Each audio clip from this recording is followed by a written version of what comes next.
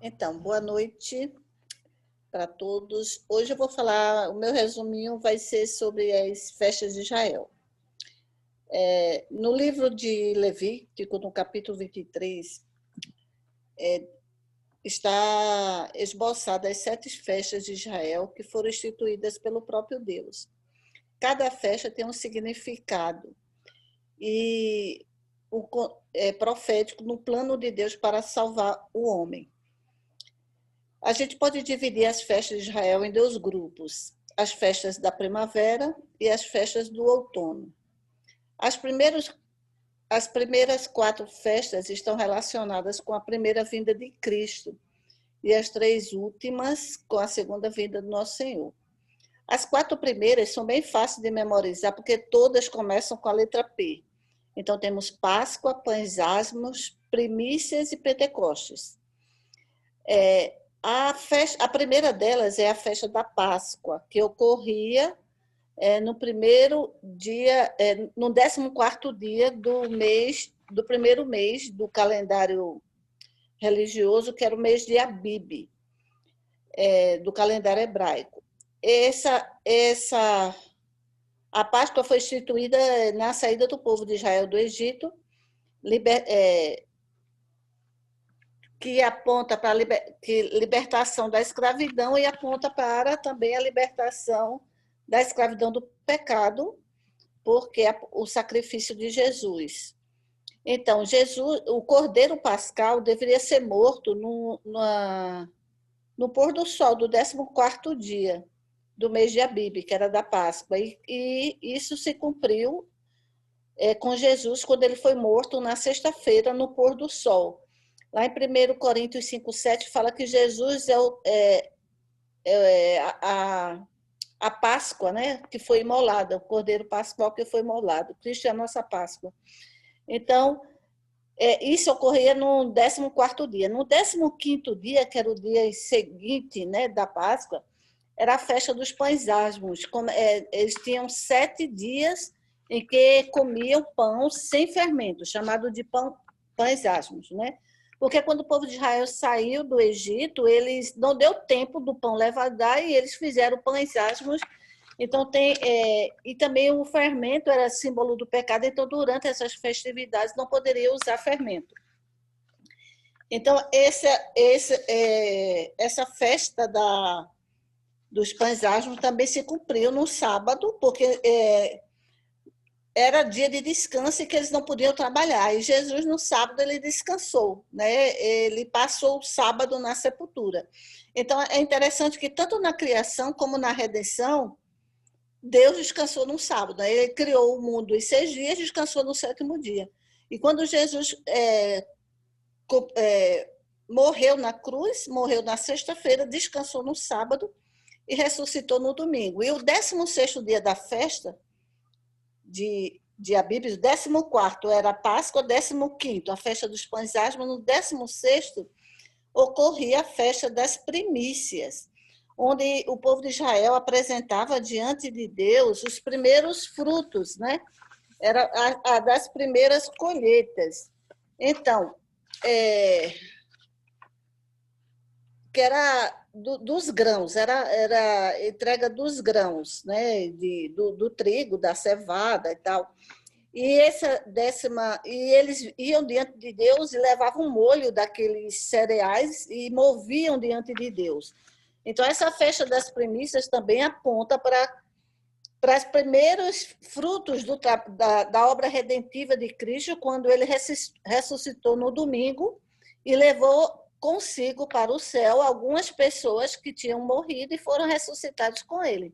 Em Mateus, no livro de Mateus, fala que, Mateus 27, que alguns mortos ressuscitaram e subiram para o céu com Jesus.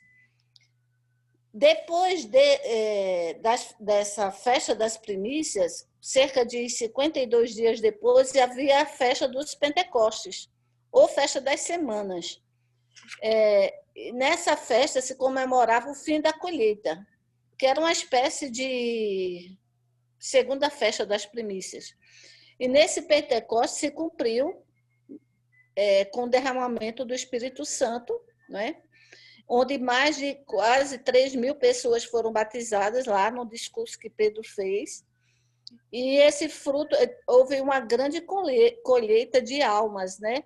Que depois que aponta também para a grande colheita, a colheita das primícias lá de Pentecostes, e teve essa grande colheita, agora o cumprimento dos primeiros frutos da igreja cristã aqui.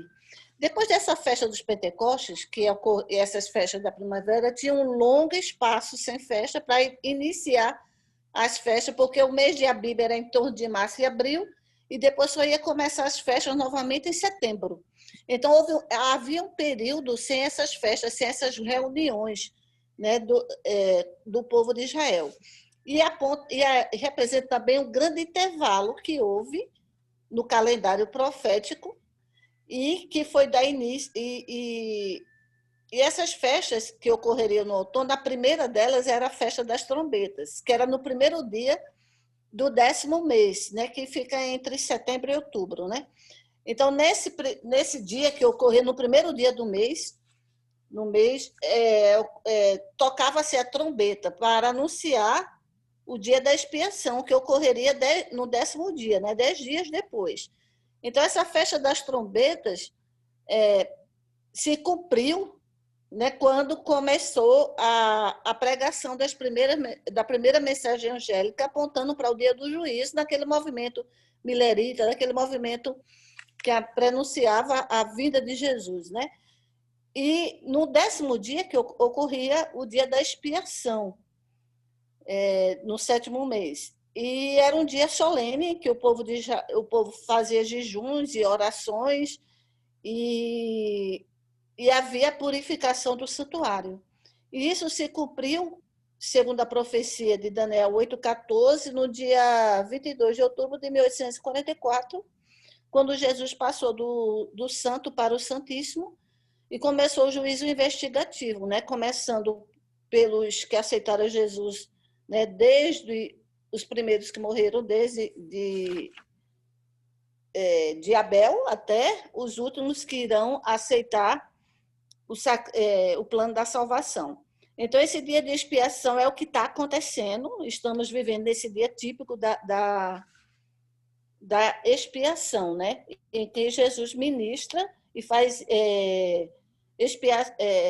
redenção por nós, né? Cada pessoa que aceitou o plano da salvação, então a justiça de Cristo é imputada para ele e ele é colocado o nome dele no livro da vida do Cordeiro, né?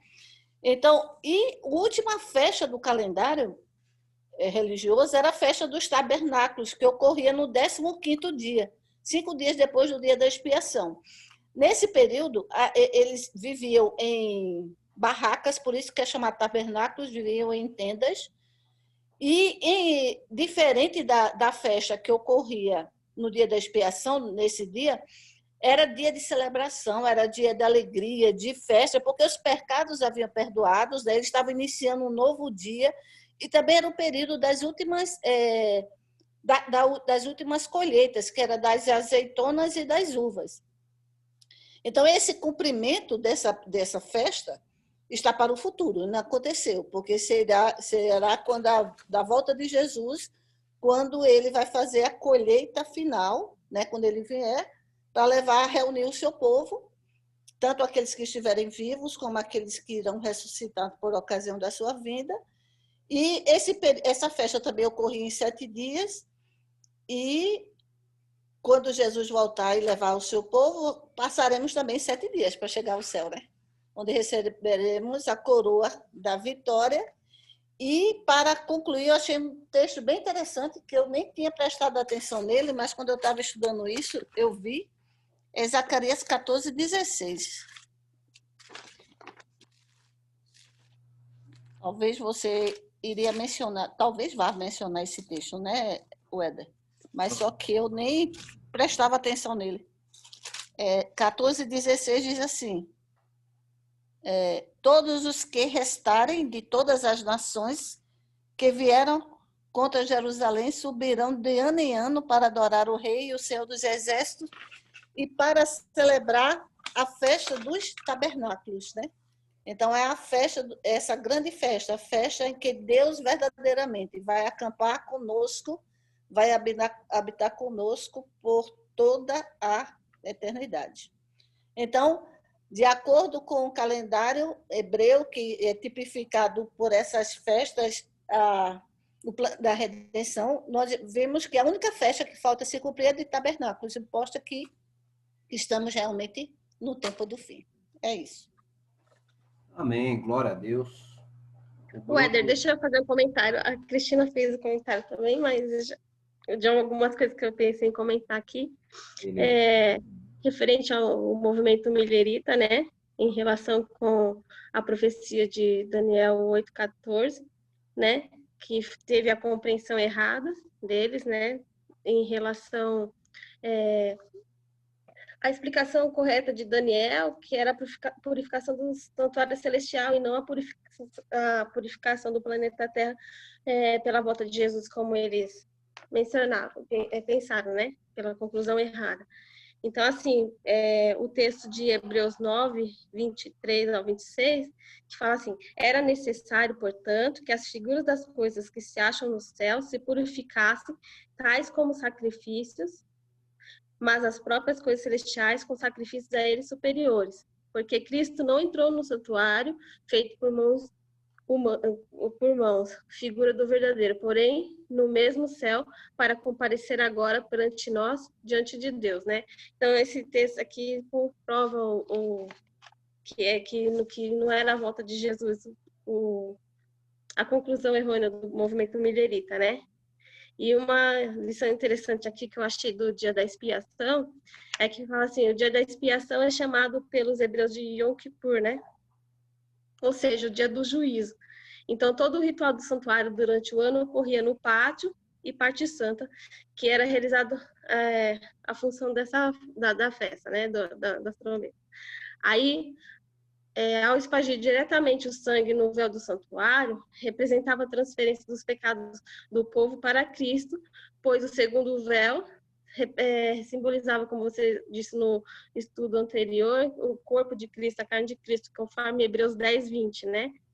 E como o santuário é um exemplo é um símbolo de Jesus, conforme o texto de Isaías 8, 13 e 14, quando aquele recebia figuradamente os pecados do povo, era indicado o Cordeiro de Deus, né, que recebendo os pecados que o povo confessara. Uma lição importante que eu achei interessante, né, era que a lição importante é que o sumo sacerdote só intercedia no dia do juízo por aqueles que durante o ano tinham levado suas ofertas, né, e confessado seus pecados, para entendermos que Cristo não salvará ninguém da condenação sem que esses tenham levado seus pecados, né, ao santuário por meio de arrependimento e confissão.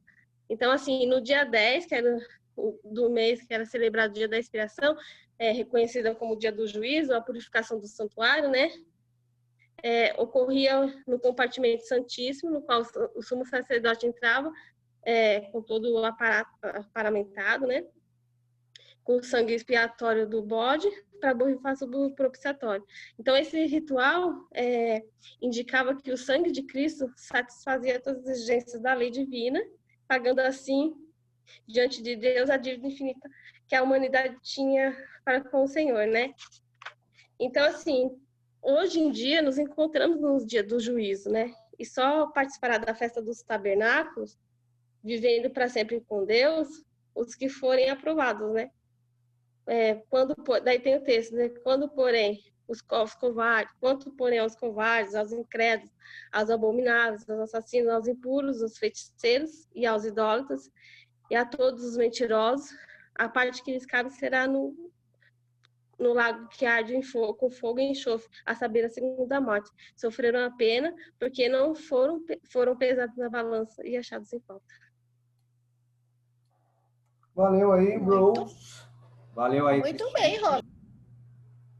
O Brunão, ele mandou mensagem dizendo que agora não pode falar. Não sei se ele já pode falar, se puder, ele já se manifesta. Só uma correção, beleza? Cristo não morreu no pôr do sol. Cristo Sim, foi morre às 3 horas da tarde. às 3 da Eu tarde. errei aí. Foi às 3 horas da tarde, eu errei. Beleza? Antes do pôr do sol. Ele clama meio-dia, Eli, Eli, lema sabachthani. E aí, na hora nona, que é às 3 da tarde, aí ele falece. Fora isso, tudo top, tudo bem-aventurado aí, as explanações. E lá vamos nós aí, o nosso estudo de hoje. Coisa boa, coisa boa.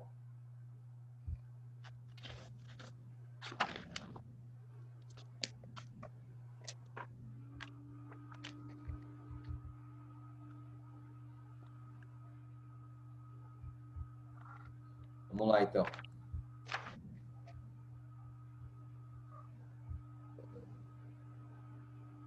Espera aí. Não é o 17, né? É o 18 hoje, espera aí.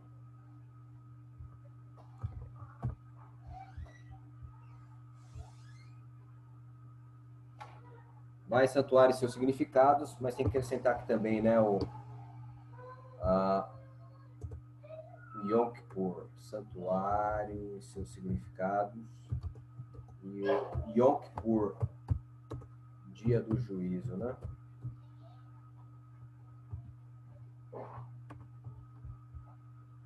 Bom estudo isso aqui.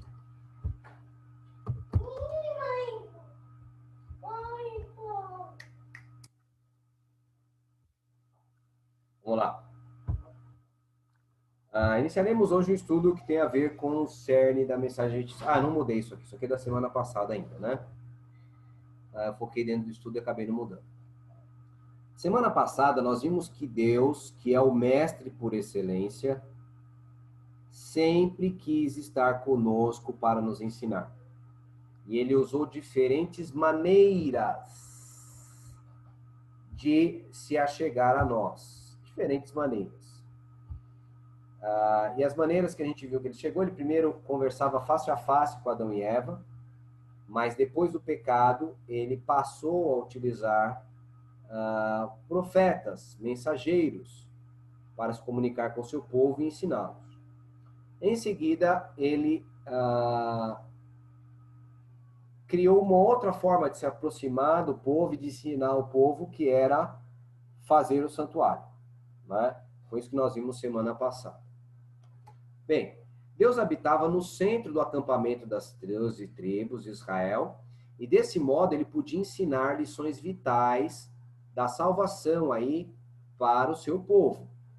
Veja agora aí que nós temos o santuário ali no meio, né?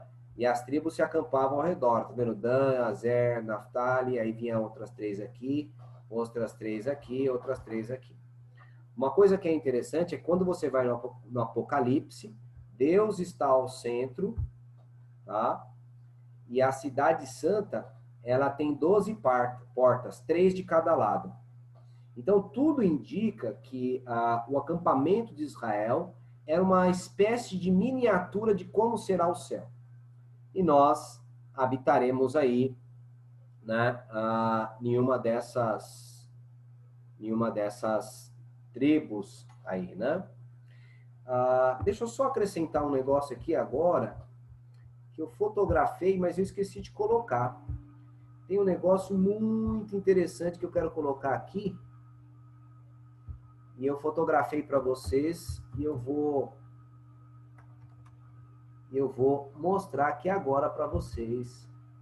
Vocês não podem ficar sem essa, não. Deixa eu ver aqui, pera aí. Coisa muito boa. Eu peguei o livro Irmãos do Rei e fotografei algo que vai ser útil para vocês aí, né? Você se lembra que a gente falou do livro Os Irmãos do Rei semana passada, e de acordo com o livro Irmãos do Rei, as tribos de Israel eram 12 traços de caráter, né? E nós pertencemos a uma dessas tribos, né? E aí ele faz um resumo no final. É bem interessante. Então ele vê lá, Rúben, caráter celestial, ele é amável, ele é um coração bondoso. No entanto, o caráter terreno, ele é um fraco e vacilante, é o que ele tem que vencer, né? Qual era o livro? Irmãos do Rei, tá? Dê uma olhadinha no último estudo, adiantando lá, você vai verificar quando a gente fala sobre isso, tá? Simeão, ele era um zeloso, o caráter celestial, e o caráter terreno é que ele é apaixonado, fazia as coisas tudo para cima, impulsivo, né? E aí nós vemos Simão o Zelote, né? Levi, ele era leal, apto para ensinar, mas ao mesmo tempo ele era cruel, né? E esse aí era o apóstolo João, né? Foi considerado o apóstolo do amor. Judá, ele tinha um espírito largo, né? E era generoso. É um cara que é independente, mas aquela independência ruim, né? E o apóstolo que era desse jeito era Tiago, acabou morrendo na espada, né? Ele virou líder por um tempo e tal. Não, esse Tiago aí é diferente. Então, esse Tiago aí é o irmão do Senhor. Sei lá, eu tenho que verificar isso aí. Nós temos aí Zebulon, que ele era econômico, né? E era discreto. Ao mesmo tempo, ele era avarento. E esse aí é o Mateus. Então, você vai ver aí, ó, Issacar, que era serviçal. Qual o autor? Mas ao tempo que era vagaroso. O que foi? O autor para procurar o livro depois. Arthur Spalding. Deixa eu colocar aqui, vai no chat. Aí fica fácil para você. O nome do livro é... O Bruno passou o PDF a semana passada desse livro. Tá no grupo, Elisa. Ah, Tá verdade, verdade. Desculpa. Tá no grupo lá. É só se deliciar com o livro. Coisa boa lá. Então aqui a gente tem, né, essa tabela que fica no final, que é importante aí, né? Gad, ele é perseverante, mas ao mesmo tempo é intolerante. Adã, que era juízo, crítica, né? E Judas Iscariotes. Isso aí tá fora, né, do céu. Azer, que era refinado, diplomado, mas era um cara cansativo, maldoso também, né? O Bartolomeu. Naftali, que era eloquente, mas também não era prático, né? Complicado. Filipe. Efraim, que era enérgico e impulsivo, que é Pedro. Eu tenho essas características aqui, ó. Tá? Manassés é competente e ao mesmo tempo é sensível, né? Benjamim, que é corajoso, protetor, feroz. E ele sugere não Matias, ele sugere Paulo, né? Pelas características. Inclusive, Paulo era da tribo de Benjamim. Então, é interessante esses aspectos aqui, que lá no céu, possivelmente, nós pertencemos a uma das tribos e entraremos na nossa tribo, na porta da nossa tribo, e a nossa casa fica onde está a nossa tribo. É bem interessante esses aspectos, com 12 traços de caráter, né? E aí vem o Satanás e inventou o signo dos zodíacos para despistar, né? Despistar desses 12 traços de caráter que Deus queria que a gente desenvolvesse aí, né? E o que Deus ensinava quando ele estava lá no santuário? Várias coisas. Por exemplo, aí, João 29, nós temos o Cordeiro, Deus tira os pecados do mundo. Romanos 5, verso 8, fala que Cristo morreu por nós, sendo nós ainda pecadores, né? Então, é vida e morte de Jesus. Aí você vem aqui para Romanos 4, 25, fala que Cristo ressuscitou por nós. Então, a vida, a morte e ressurreição de Jesus, né? Mas para Deus, ele não estava só satisfeito em ensinar a salvação desse meio, né? Ele estando ali no santuário, o povo aprendendo da salvação por meio de símbolos. Ele não queria mais nos ensinar via Zoom. Ele desejava aulas presenciais. Semana passada, se eu não me engano, retornaram as aulas presenciais com o ensino médio, né? Cara, que alegria, né? Que gostoso foi estar com eles. É uma pena que da sala foi 10%, né? E aí é ruim. Você tem que continuar dando aula via Zoom, ao mesmo tempo presencial. Jesus, ele queria estar perto dos seus alunos também, né? Ele quis, em seu amor infinito, se tornar mais próximo do ser humano. Aulas presenciais. Olha só que coisa tremenda. A palavra tabernáculo em Hebreus 9, verso 2. Tá vendo? É essa palavra aqui, ó. Skene, né? E essa palavra skene, ela é a palavra tabernáculo, tá? E aqui eu coloquei um dicionário grego, né? Nós temos aqui a palavra skenel, que é o verbo, né? É o verbo relacionado a skene, que é tabernáculo, que é uma tenda, né? E aí a tradução dele, né? Habitar em tendas, de campanha, acampar, aquartelar, residir, habitar, receber em sua tenda, banquetear, amar sua tenda, no médio, né? Quando ele está no médio, né? Isso é bem interessante. Médio é uma espécie de voz do tempo, tem o ativo, tem o passivo e tem o médio passivo. Tem o médio e o médio passivo. Enfim, a skene está aqui também. Aí significa o quê? Cabana, choça, tenda de campanha, acampamento, comida dada no acampamento, casa, habitação, templo, carruagem, né, com todo, tablado para teatro, cenário, cena, todo, né? Então tem a ver com aquela cobertura ali, né, do tabernáculo. Né? Isso aqui é interessante, Hebreus 9:2. E Hebreus 9:2, ele está falando do tabernáculo lá, tá? Se você vai lá e dá uma olhada em Hebreus 9:2, você vai ver o seguinte. Vai ver essa tradução aqui, ó, em Hebreus 9:2. Foi preparado um tabernáculo. Na primeira parte estava o candelabro, tudo assim. Foi preparado um tabernáculo. Aí, né? É o que a gente vê nesse texto. A palavra skene, ou o verbo aqui, skenel. Agora, vai vendo que coisa interessante. A Bíblia fala que ele vos será santuário. Cristo, né, nos seria santuário.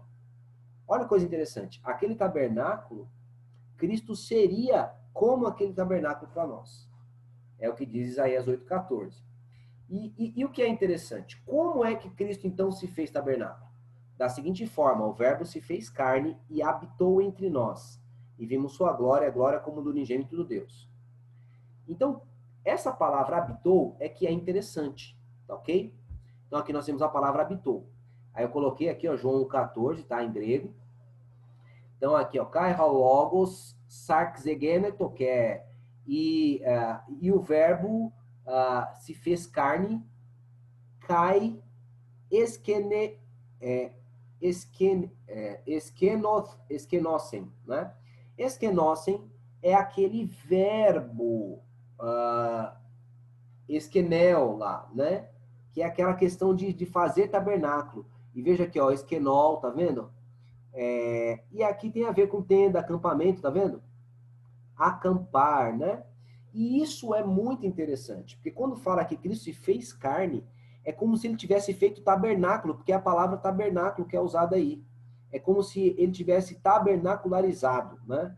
Ele se fez um tabernáculo quando ele veio se fazer carne. E isso é muito interessante, né? Por quê? Emmanuel, Deus conosco. Exatamente, Deus veio habitar conosco, ele se fez santuário aqui, né? Então, o verbo habitar é o verbo aí, esquenosen, né? E como que a gente pode entender isso? É assim, ó, assim como Deus habitava no centro lá do santuário, ok? Deus habitava no santuário, que ele ficava no centro, e Israel, as 12 tribos de Israel ficavam ao redor do santuário, Cristo se fez homem e escolheu 12 discípulos para que esses 12 discípulos ficassem ao redor deles. Então, o que era Cristo, o que era o santuário no meio das 12 tribos, era Cristo, que ele é o santuário no meio dos 12 discípulos. Nós tínhamos falado isso semana passada, né? E aí está mais ou menos o santuário numa forma exterior aí, como que ele estava, né? Nós verificamos que o santuário fora feito de acordo com o modelo mostrado por Deus. Agora, qual o significado, né, disso aí? A gente começa a associar esse santuário da terra com o santuário do céu, né? Nós vimos aí, em Apocalipse, quando Cristo sobe para o céu, ele aparece entre 7 candelabros. E no santuário tinha um móvel, que era o candelabro, com 7 lâmpadas. Nós vemos aqui em Apocalipse 4, 5, verso 5 e 6, que nós vemos o trono de Deus lá, e o Filho sendo entronizado com o Pai. E isso é bem interessante, porque lembra a mesa, né? 2 pilhas de pães, é o Pai e o Filho sentados um ao lado do outro, né? Cristo foi entronizado no trono com o Pai, enquanto o Espírito Santo está aqui na terra, né? Fazendo o trabalho para convencer o mundo do pecado, da justiça e do juízo, né? Bem, Apocalipse 8, versículo 3, aparece o altar de incenso lá no céu. E tinha um altar de incenso aqui na terra também. E Apocalipse 11, verso 19, aparece a arca do testemunho. Então, nós vimos isso na última aula, que o santuário da terra era um tipo, um símbolo do santuário celestial, ok? Toda a divisão deles aí, como a gente consegue ver ali, aquela região é onde fazia o exame do cordeiro, o altar de sacrifício é onde ele queimava o cordeiro, ele matava o cordeiro ali na região do exame, e aí então colocava o cordeiro morto ali no altar de holocausto. Depois ele lavava as mãos na pia de bronze antes de entrar no santuário, e aí ele entrava.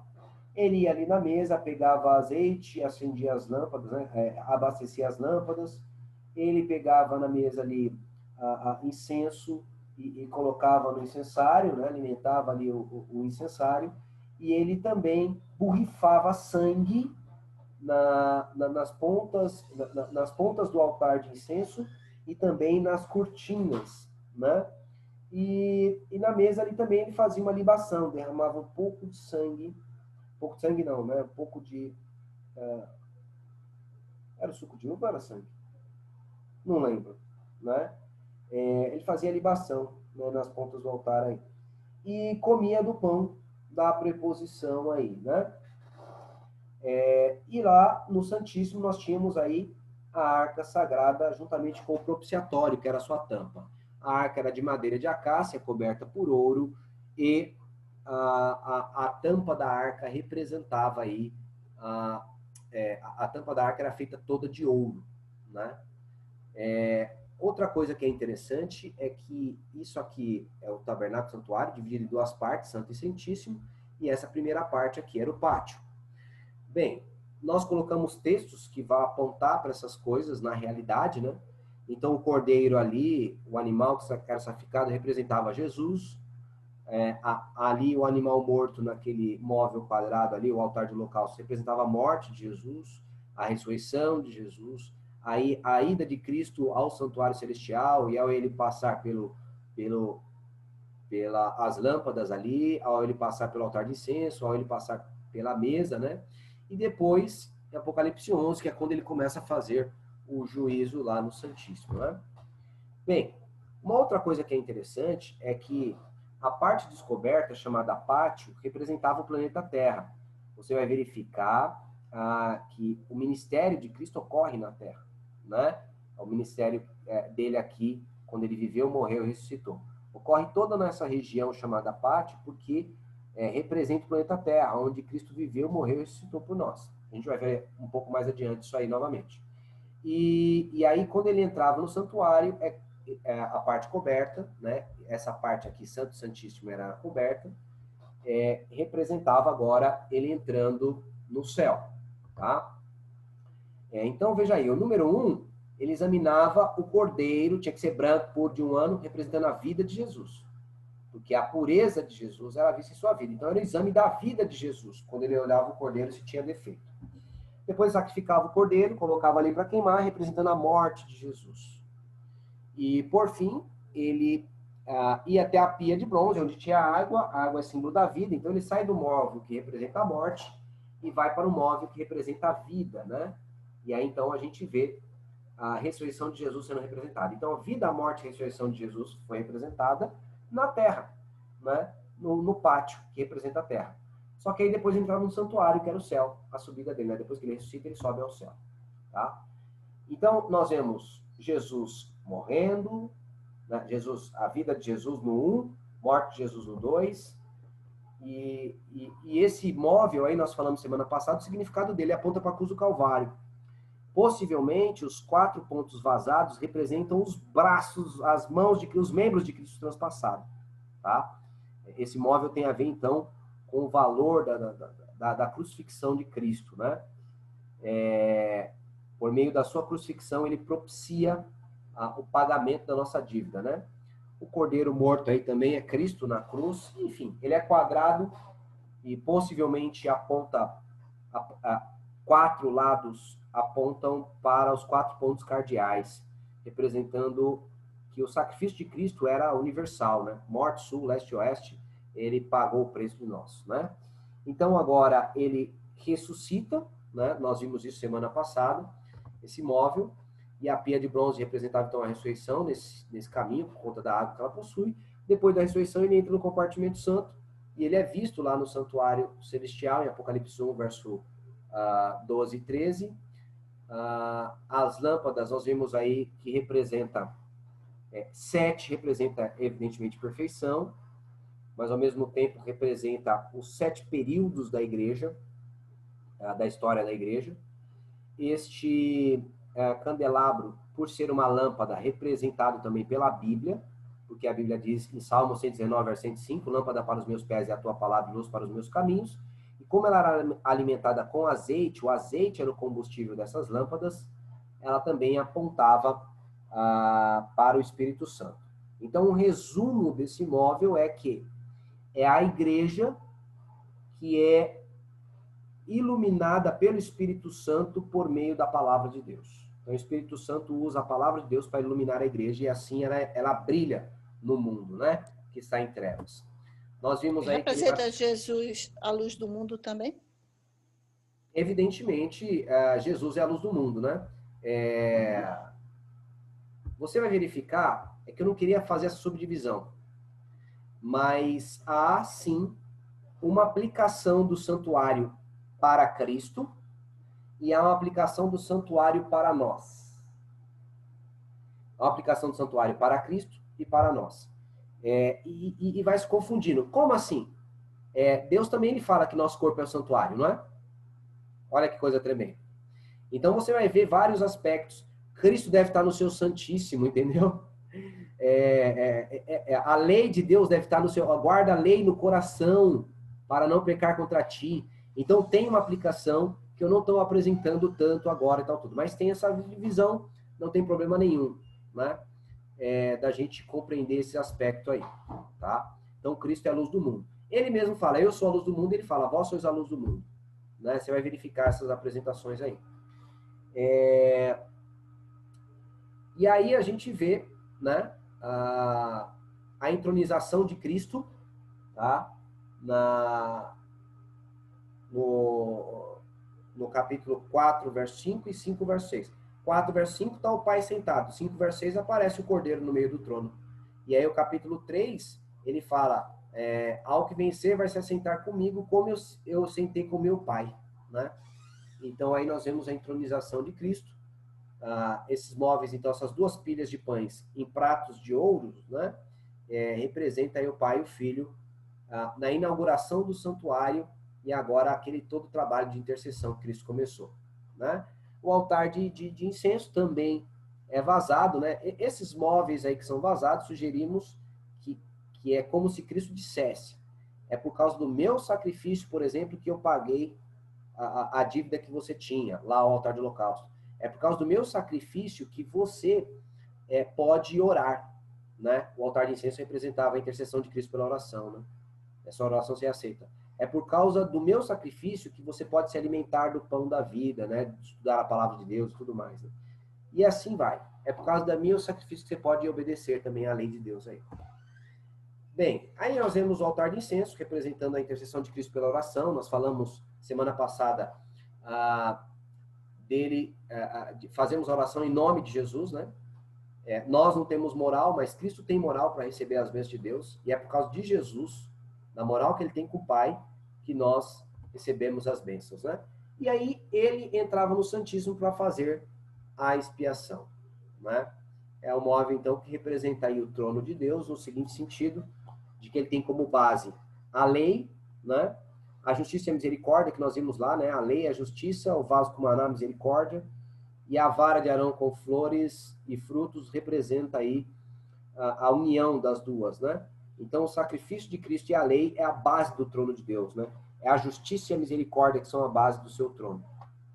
Os anjos aí em cima da arca, eles não ficavam centralizados assim, eles ficavam nas extremidades para demonstrar, para simbolizar as hostes celestiais de uma extremidade do céu, e Deus se manifestava ali no meio, numa luz gloriosa chamada Shekinah, né? quando ele aprovava, o sacerdote entrava aí, quando ele aprovava a expiação, a luz do Shekinah repousava sobre o anjo da direita e uma das pedras da Urim e Tumim acendia, né, no peitoral do sacerdócio, né?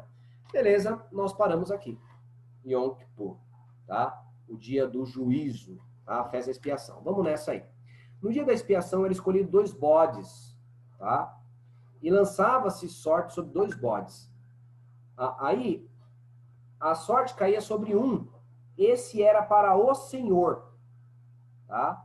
E aí o nome de Deus é mencionado aí, tá? Então, o Senhor Deus, mencionava o nome de Deus. E o outro era para Azazel. E aí aparece o nome Azazel. E a gente tem que pensar o que é que representa esse Azazel. Isso é muito importante pensar o que representa Azazel. Por quê?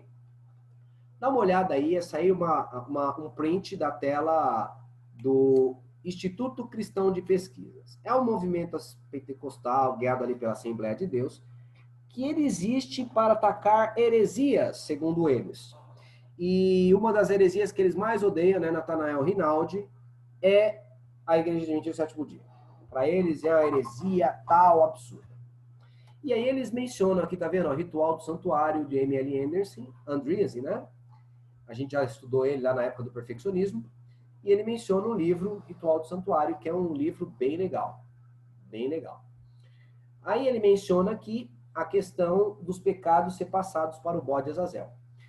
No meio adventista, esse bode Azazel, que recebe os pecados lá no final, a gente vai explicar já, para quem não sabe o que é Azazel, vai entender já. Esse bode Azazel, a igreja adventista entende como Satanás. Porém, olha o ataque que eles fazem. Tá aqui, olha essa parte vermelha. O sentido tipológico da cerimônia do dia da expiação pode ser assim interpretado. A. Que tendo a morte do primeiro bode efetuado uma plena redenção do pecado do povo, nisso representando a Cristo, o primeiro bode que morria.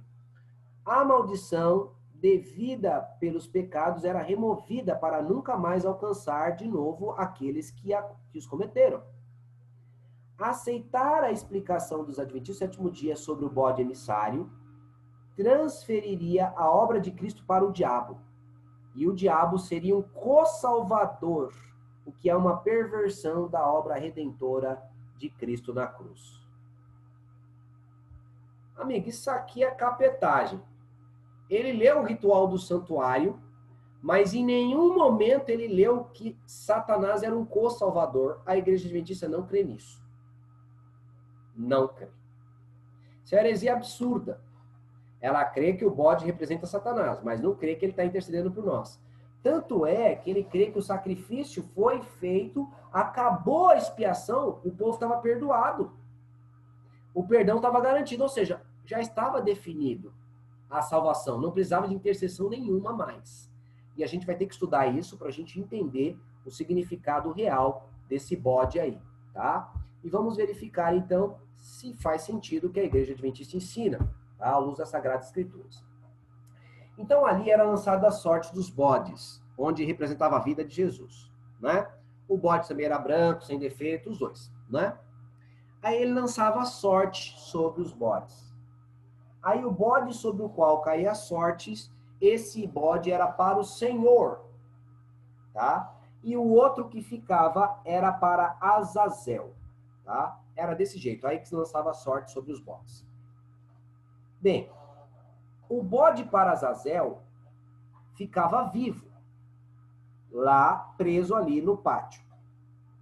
O bode que era para o Senhor era sacrificado, ele colocava as mãos na cabeça do bode, transferindo os pecados de Israel todos para o bode, e aí então ele sacrificava o bode. Então, o bode para Azazel, a igreja adventista entende por ser Satanás, aquele que ficava vivo. O bode que representa Cristo, ele era morto, como você consegue ver aí, ele era queimado aí no altar de holocausto. Pegava um pouco do sangue desse bode, e ele haveria de entrar no santuário. Então, a morte de Jesus. Vida de Jesus lá na escolha, morte de Jesus agora aí no altar de holocausto.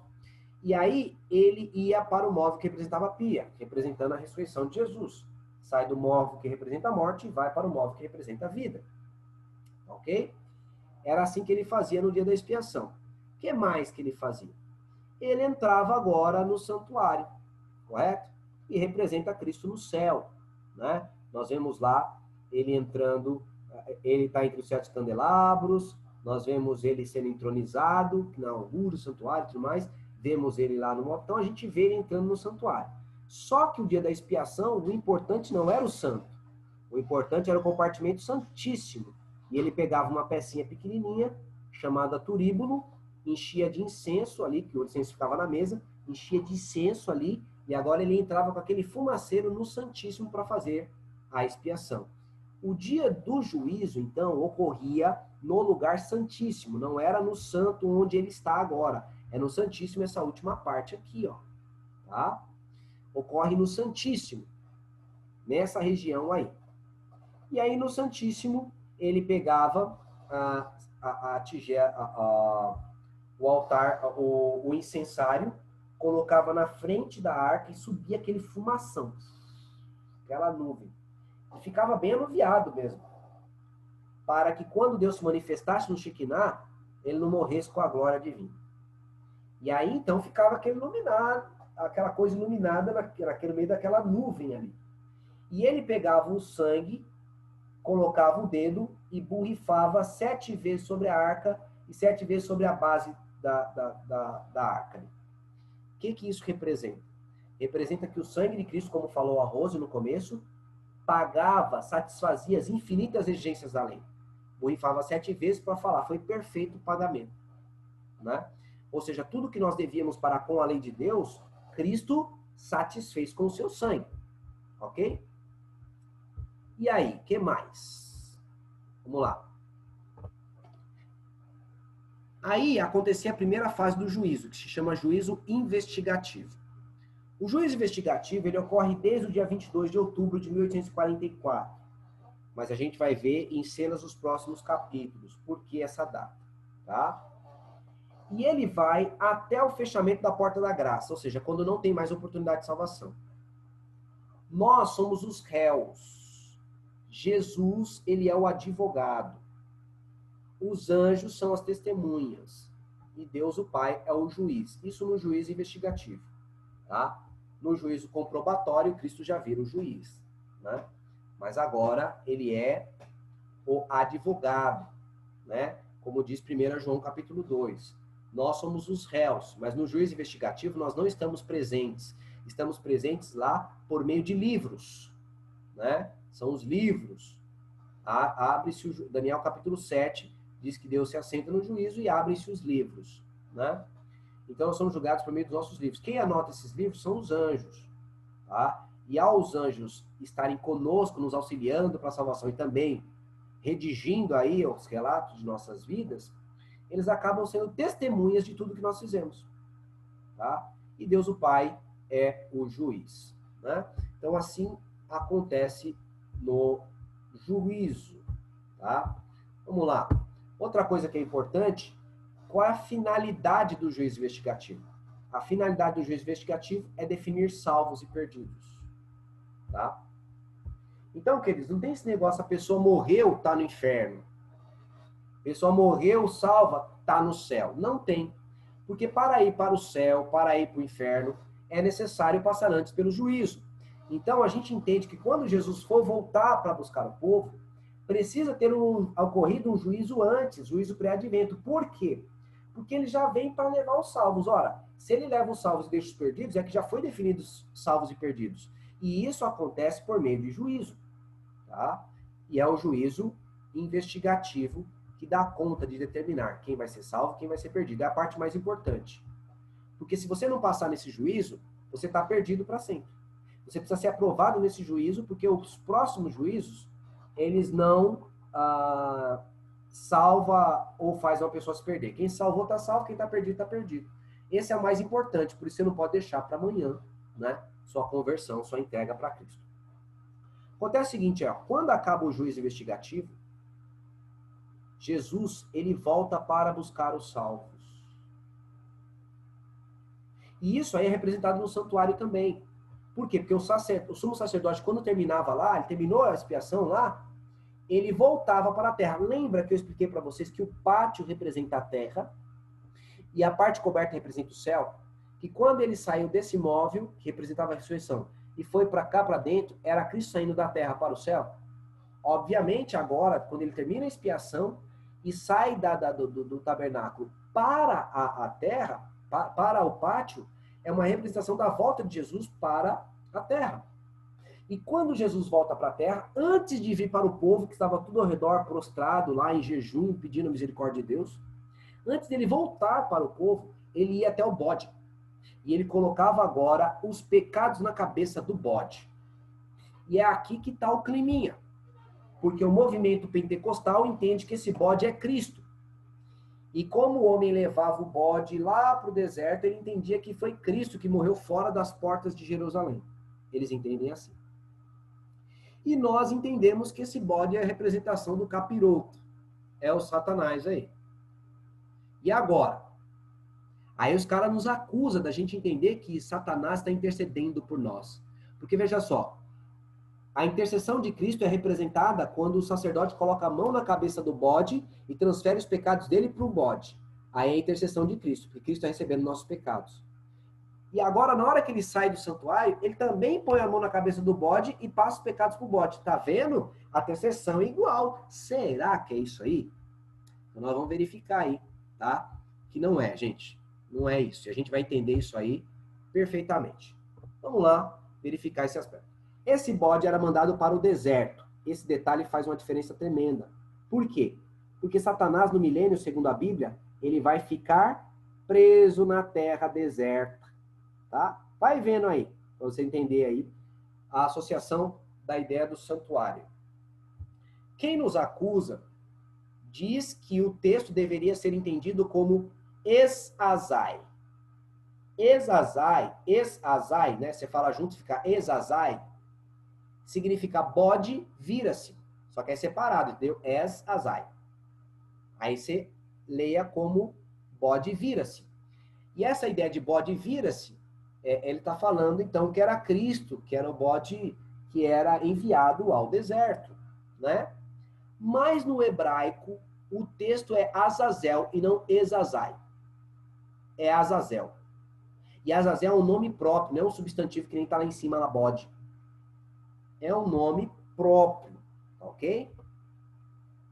Aqui, ó, tá uma foto do texto hebraico, tá ok?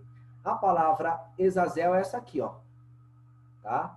Le Ezazel, né? Essa aqui é a preposição para, né? O L é a preposição para e Ezazel, né? Então, aqui, ó, o próprio comentário Strong, tá vendo? Isso aqui é coisa do computador. Diz que é Azazel, galera. Ok? É Azazel. E aí ele põe como um bode à parte, né? Como um bode que expiatório, né? Ele não entra nessa questão aí, né? Explicar precisamente. Agora, queridos, é muito simples. Se você jogar no Google agora, Azazel, você vai ter essa imagem aí. Pergunto, por essa imagem aí, Azazel é coisa boa? O que vocês acham aí? Desmuta e fala. Não. De maneira nenhuma. Amigo, quando você jogou Azazel lá, ó, Azazel, aí tá lá aqui, ó. Ó esse aqui, ó. Fallen Angel, que é anjo caído. Olha, eu assistia bastante aqueles desenhos japonês. Eu já vi esse nome Azazel milhares de vezes lá. Era tudo capiroto. Então, Ó, então veja só. A palavra bíblica é Azazel. Não é Ezazai, é Azazel, tá? E essa palavra Azazel, ela é um demônio, é uma figura de um demônio. Aí eu procurei mais. Vamos ver o que o povo acha aí, né? Então, Azazel. O que é interessante aqui na Wikipedia, lógico que não é confiável plenamente a Wikipedia, mas é interessante que ela faz um comentário. Diz assim, ó. Esta página cita fontes confiáveis, mas que não cobre tudo, ele fala, né? Mas é fontes confiáveis. E olha só o que eles falam. Azazel, em hebraico, mas por que ficou feio assim? Tava tão bonitinho, gente. Tanto trabalho a tarde toda para fazer esse negócio ficou feio desse jeito. Deixa eu arrumar aqui, gente. Ficou feiozinho aqui. Eu não quero que fique feio, tem que ficar bonito. Pronto. Olha só o que acontece aqui.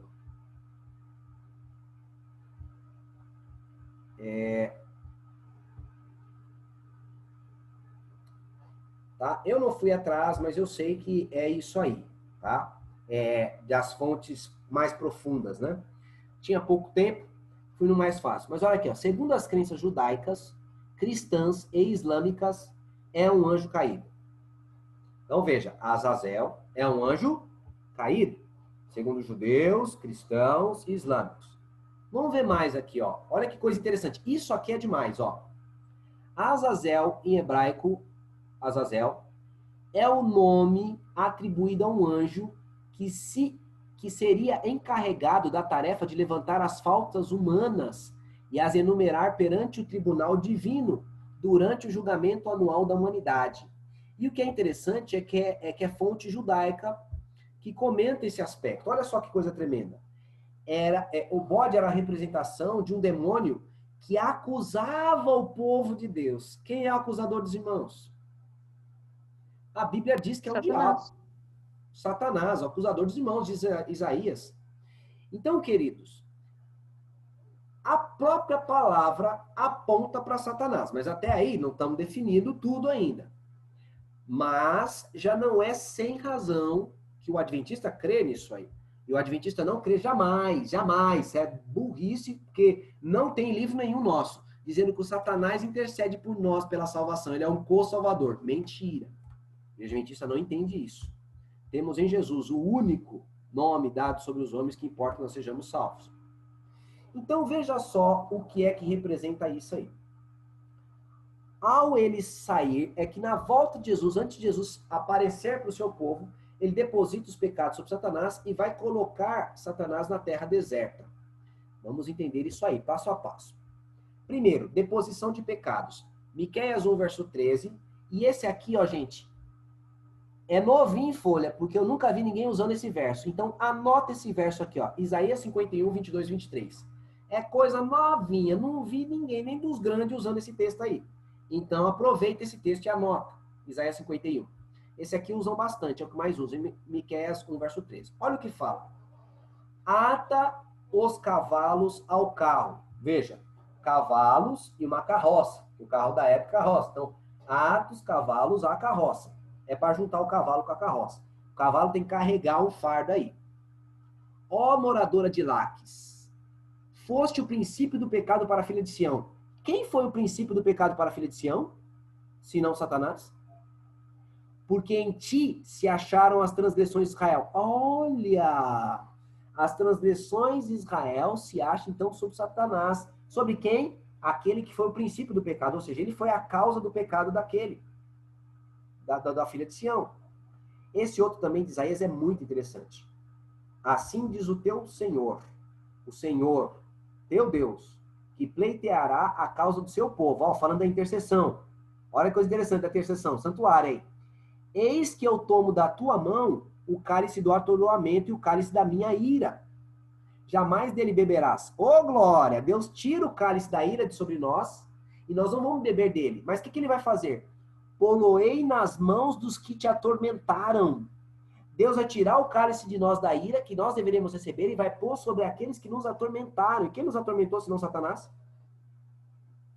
Aqueles que disseram à tua alma, abaixa-te para que passemos sobre ti. E tu pusesses as costas como um chão, e como rua para os transeuntes. Amigos, então esse texto aqui, esses textos, ajudam a gente a colaborar com a ideia de que é Satanás que vai receber os pecados, não para interceder por nós. Já já a gente fala sobre. Depois que ele colocava os pecados sobre Satanás e mandava o bode para o deserto, né? Ele vinha para o povo e abençoava o povo. Vamos lá entender esse colocar os pecados sobre a cabeça de Satanás aí, né? Vamos lá, vamos parar aqui. Vamos pensar que eu pegue aqui o Mateus. Mateus, não, vamos pegar o Arthur, né? O Arthur é o mais velho, né? O Arthur é mais velho, né? Isso. Vamos pegar o Arthur. O Arthur. Mateus. Eu sou um traficante. Eu sou um traficante. E aí, eu pego o Arthur para trabalhar para mim. Vai ser meu avião. E eu dou uns pacotes de droga para ele levar lá no morro e vender. Pá. E ele vai, vira o meu aviãozinho. E assim vai indo. Só que lá no morro pegaram ele com a pacoteira de droga. Aí a casa caiu. A casa do Matheus caiu. Os policiais apertando o Matheus fala de quem que era a droga. O Matheus fala: ó, isso aí eu peguei lá com o professor Wed, professor de Bíblia lá. Ele é professor de Bíblia só de fachada. Ele é um traficante e ele que passou para mim essas pacoteiras de drogas. Pois é.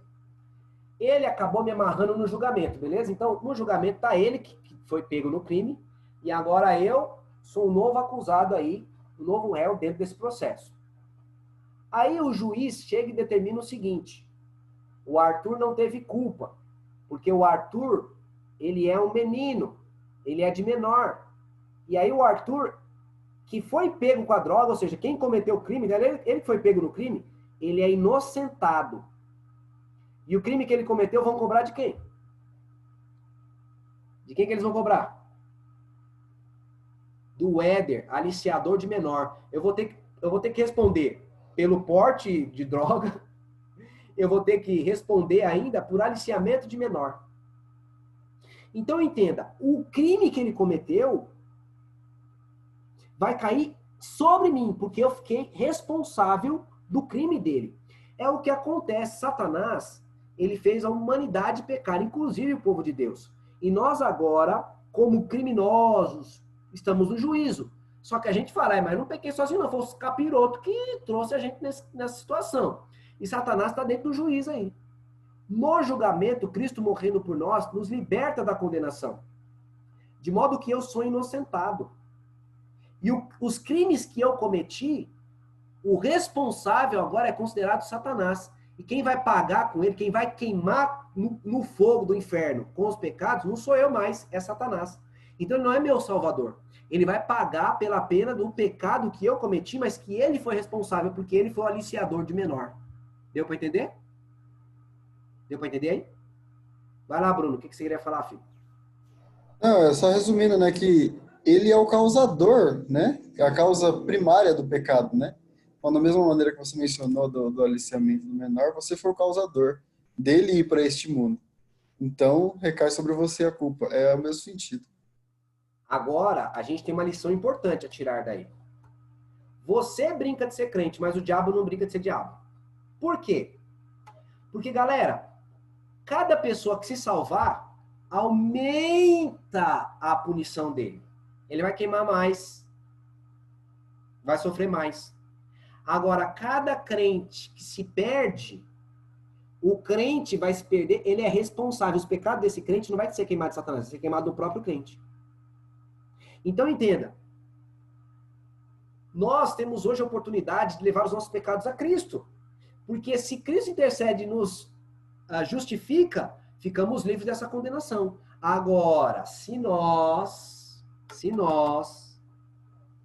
não o fizermos, nós mesmos pagaremos pelos nossos pecados. Então o diabo, ele não brinca em serviço quando ele está guerreando com você. Ele quer que você se perca, porque se você salvar, ele sofre mais. Então, para ele não sofrer mais, ele vai fazer de tudo para que você se perca. Então, irmão, abre o olho, crente, antes que seja tarde demais. Então, queridos, depois que ele recebe os nossos pecados, ele vai ficar na terra deserta. Por que abismo? E por que deserto? Vamos lá, como é que a gente vê assim? Quando Deus cria o mundo, a terra era um abismo deserto, sem vida, sem forma e vazia. E a Bíblia é chamada de abismo.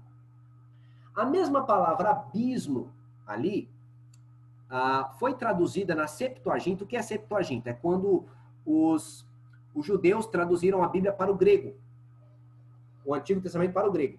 Então, quando você vê no grego, a mesma palavra abismo que eles colocam em Gênesis é a palavra abismo em Apocalipse, para falar que Satanás vai ser preso no abismo. Ou seja, se em Gênesis era a terra desértica, no Apocalipse também pode ser a terra desértica. E por que terra desértica? Veja as descrições da volta de Jesus nos profetas maiores. Diz a Bíblia que Jesus vem E a terra na sua frente é como o paraíso, o jardim do Senhor. E atrás dele só destruição e desolação. Porque ao Cristo vir, a terra se transtorna. As placas vão quebrando. Abre-se a terra, lavas vulcânicas sobem, vulcão estourando para tudo quanto é lado. Pedras caindo, né, de cerca de um talento. Aí um negócio terrível. As montanhas se agitarão como canas ao vento. Tsunamis enormes, incêndios para tudo quanto é lado, prédios enormes caindo. Então imagina o caos que vai ser a terra na volta de Jesus. Então a vinda de Jesus transforma a terra de novo num abismo, numa terra sem forma e vazia. E a terra, os profetas dizem que naquele dia não teve luz.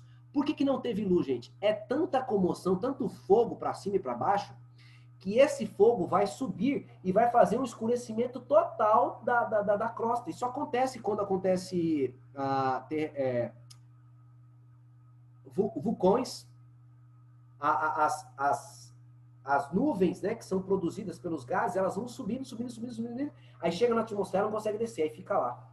Então você imagina o mundo inteiro nessa combustão, fumaceiro para tudo quanto é lado, elas vai cobrir todo o planeta, o sol não vai ser visível. Vai ficar um dia terrível aí na volta de Jesus. Então, Cristo transforma a terra num deserto. E Satanás será preso nesse abismo. Tá? E a gente vai verificar isso. A gente se propôs a estudar isso mesmo. Né? Vamos lá. Tá. O sacerdote, então, depois que mandou Satanás para essa terra desértica, né? Prendeu ele aí, ele aparece para o seu povo e abençoava o povo que ficava ao redor do santuário. Isso aqui representa a volta de Jesus, que ele vai nos abençoar. E o povo, depois que era abençoado, fazia uma festa, que era a festa da expiação. Comiam, bebiam, dançavam felizes, que é o que a gente vai fazer quando Cristo voltar. Tá? E aí, então, a gente tem que estar de olho na volta de Jesus, né? Eis que ele vem com as nuvens e todo olho o verá, até os que o transpassaram. E todas as tribos da terra se lamentarão sobre ele, certamente. Né? Então, Jesus volta nas nuvens do céu, visivelmente, como o fim aí, né? Quer dizer, como o início agora da segunda fase do juízo aí, né? Cristo, ao voltar, olha que coisa interessante, ele desce do céu, os mortos ressuscitam primeiro. E depois os vivos, né, que ficarmos, seremos arrebatados juntamente com ele nas nuvens para o encontro do Senhor dos ares. E o Senhor nos leva para o reino celestial. E lá no reino celestial, nós faremos a segunda fase do juízo, que não vai ser tratada agora, vai ser tratada em cenas dos próximos capítulos. Esse é o estudo dessa semana aí, beleza? Não sei se vocês têm alguma pergunta, se tiver, é o momento de você fazer agora. Você falou, bem no comecinho você falou que o sacerdote, né, no ritual e tal, ele espirrava um pouquinho de sangue nas cortinas. Então, ficava mau cheiro lá, ou eles não lavavam nem nada, ficava aquilo lá para sempre? Não ficava mau cheiro. Primeiro, que borrifar sangue, o cara fazia o seguinte, ó, mergulhar o dedo, correto? Aí levantava o dedo e fazia assim, ó. Então ficava nódoas, que não tem esse poder para deixar o cheiro. Segundo, o incensário estava sendo alimentado continuamente. E ele tinha um perfume agradável de incenso. Tá? Então, todo o santuário tinha esse cheiro de incenso. Só para você ter uma ideia desse santuário, desse cheiro do incenso do santuário, ele era sentido a quilômetros de distância, era sentido o cheiro do santuário. Tá? Então, não ficava fedido. Agora, na purificação do santuário, era o momento deles fazerem a limpeza. Lavarem as cortinas e coisa do tipo. E limparem esses aspectos. E aí tinha as tribos lá, que eu não lembro a divisão. Tinha Merari, Coate e Gersonitas. E cada um cuidava de uma área. Eu cuidava dos móveis, cuidava das cortinas. Aí outros cuidavam lá dos pátios. Eu não lembro precisamente o que era, né? E aí que acontecia essa purificação do santuário. Depois da purificação do santuário que era feita essa limpeza aí. Entendi. Eu tenho uma pergunta para fazer. Vai lá, Cristina. Em relação ao sacrifício, né? Por que o que era apresentado para Deus era morto e o que era o bode, ele tinha que ser morto no deserto? a míngua lá. Muito Ele bem. não era morto, João. Em outro ritual. Essa aí é mais uma evidência de não representar Jesus. Porque Jesus tem que ser morto, filho. Jesus tem que ser morto. Não vai vivo lá pro deserto para morrer à toa. Não, ele não morreu de morte natural. Morreu de fome, cansado, não. Ele representava Satanás. E Satanás, assim como o bode demorava a morrer um pouco, vagueando no deserto, Satanás vai passar aqui 1000 anos vagueando nessa terra, antes da sua morte. Era essa a representação. Eu imaginei isso, falei, mas é melhor eu perguntar do que perecer na dúvida. É isso aí. Mais alguma pergunta? Tinha o Bruno para falar? Agora, então, você mencionou que o juízo investigativo vai até o fechamento da Porta da Graça, certo? Se ele vai até o fechamento da Porta da Graça, ele tem fases, né? Nós sabemos que primeiro com os mortos, depois com os vivos. Como saber quando é com os vivos? Nós vemos alguns pastores, alguns pregadores, melhor dizendo, né? Falarem no púlpito que, olha, seu nome pode estar sendo passado agora lá, se cuida. Então, diz aí, quando será o dos vivos? Não tem nada pronto. E pode ser passado mesmo a qualquer momento. Não tem nada que determine isso, né? Então, a qualquer momento ele pode ser passado. Eu acho meio complexo, os caras falam o seguinte, quando sair o decreto dominical, a porta da graça estará fechada para os adventistas, também eu acho essa fala muito complexa, tá? Eu não penso desse jeito aí não, né? Para muitos vai estar, mas eu não creio que seja para todos, as coisas não são bem assim, né? O fechamento da porta da graça. Nós não sabemos nada de fechamento de porta da graça. Não sabemos. Sabemos que é depois do decreto. Porque o decreto vai levar a uma situação tal, né? Mas nós não sabemos quando começa, né? Quando termina, não tem tempo. Agora eu vou dizer uma coisa para você, Bruno, como é que eu estudo profecias? Há caras que ficam muito preocupados. Desse jeito, interpretar desse jeito e tal, não é desse jeito e tal. Os caras ficam uma briga miserável lá e tal. Não, isso vai fazer lá o povo se perder. Algumas, de fato, levam o povo se perder. Mas outras, cara, abre espaço para aquilo e pode ter um espaço para interpretação diferente. E eu sou aberto nesse aspecto, assim, eu vejo muita coisa que os caras falam, não é possível. Eu falo, é possível, sim. Tá lá escrito possível. Só não é possível por conta da tradição que criamos, tá? Que isso existe. No entanto, só concluir aqui. No entanto, não é precisamente a compreensão bíblica que traz a salvação, mas a sua comunhão com Cristo. Vamos dar um exemplo aqui. O Éder, crente para arrebentar, morava lá no interior de Rondônia. Tá lá, crente para arrebentar desse jeito aí. Mas o Éder, ele conheceu o evangelho por meio de uma igreja lá que não tinha esse conhecimento profético. Mas o Éder é crente mega master, rapaz. Ora, jejua, tá sempre com Deus, tem comunhão com Cristo. Rapaz, Deus fala comigo no meu ouvido, eu ouço. Veja, você vai falar que eu não sou servo de Satanás só porque eu não tenho a compreensão profética que você tem. Aí o que acontece? Quando vier besta do Apocalipse, quando vier a coisa, ele tem uma ligação tão grande com Deus que o Espírito Santo vai mostrar para ele, esse cabrinho aí não tá bom.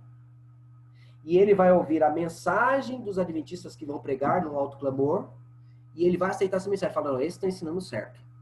E Dom Viganó. Então, veja só, o cara não tinha compreensão, mas ele está salvo, garantido. Agora, vamos pensar num adventista que tem a compreensão super, hiper, supimpa. A melhor compreensão profética que o adventismo, ou que qualquer teólogo no mundo pode já produzir, esse adventista tem. Mas ele gosta da farrinha com o capiroto, rapaz. Ele gosta, rapaz, de um pecadinho e tal. E tá acariciando o pecadinho, parece o ursinho de pelúcia dele. Ai, coisa linda aquele negócio. E ele tá passando o tempo do juízo desse jeito. Amigo, quando vier a besta do Apocalipse, vai se perder, porque ele não vai receber a chuva serôdia. Mesmo tendo a compreensão, Nós não somos salvos por compreensão decididamente, não é assim. É pela ligação que temos com Cristo ou não. Então eu sugiro que, ao invés de a gente brigar tentando desmistificar esse aspecto, quando começa, quando termina, eu quero ser o vivo salvo. Se passar meu nome agora, eu quero estar pronto. Se passar amanhã, depois, se é depois do decreto, eu quero passar. Não importa, o momento em que Cristo for passar o meu nome, eu quero estar preparado. Esse deve ser o pensamento constante do crente. Isso deve nos fazer uma autorreflexão. Autorreflexão de como nós estamos usando o nosso tempo. Hoje as pessoas passam mais tempo no celular do que conversando com a esposa, com os filhos e tudo mais. Essa não é só a realidade sua, é minha também. Não estou me excluindo daqui. Será que eu não devo devotar tempo mais para essas coisas do que para Deus? Será que eu não tenho devotado mais tempo para essas coisas do que para Deus? Então, queridos, é importante você pensar na sua comunhão. Fala aí, Bruno. Primeiras coisas primeiro, com certeza. Com certeza, primeiras coisas primeiro. Não, na verdade, eu perguntei assim, né, brincando, mas eu acho complexo quando fala, olha, seu nome pode estar passando agora. Eu acho que nós caímos numa teologia meio que da Idade Média, assim, sabe? Por medo, assim. Não, você tem que ir por medo. Então, eu acho complexo. E eu já ouvi também, se eu não me engano, alguém citando o Espírito de Profecia, uma parte que fala que dos mortos vai até um pouco depois do decreto, depois é o dos vivos. Mas eu vou pegar o texto, se eu tiver certeza, eu mando no grupo. Beleza? É um texto também. Eu não vejo essa ideia teologia do medo, né? Eu acho que entra na teologia do medo quando o cara diz assim que... e o texto diz isso. E o texto dá a entender isso. Tem texto que diz isso aí. Quando a pessoa comete pecado contra o Espírito Santo. Isso aí. Mas, amigo, mesmo que dê medinho, é bíblico. Deus colocou lá, é para você aprender. O que foi revelado é para... Então, é assim, muitos medos talvez podem nos ajudar.